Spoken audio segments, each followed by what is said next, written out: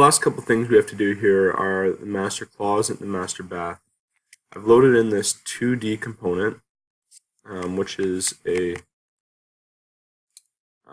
just a symbol showing the closet area. You can find that by going up into Annotate Component, using the space bar to rotate, and then you can drag these lines up here.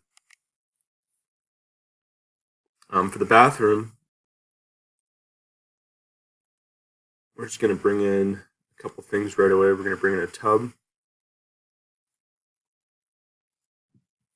And in this case, we're going to do a freestanding tub.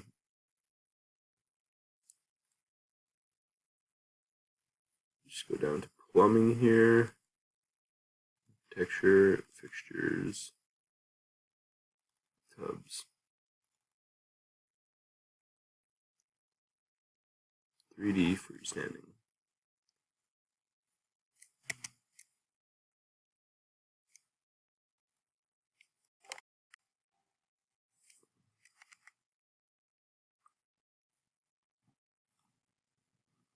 We're going to add a toilet.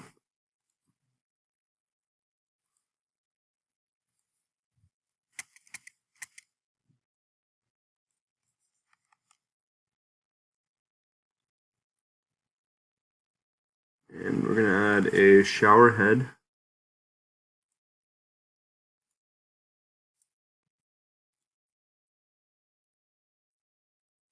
Floor drain and shower head.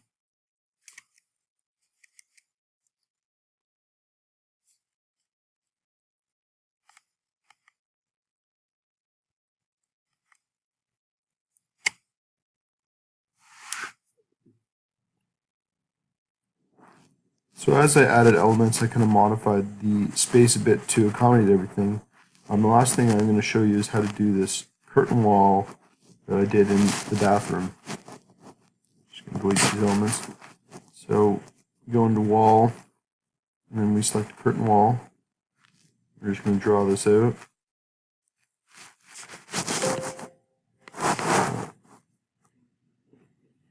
And then we move right to there, and move this even with the other side.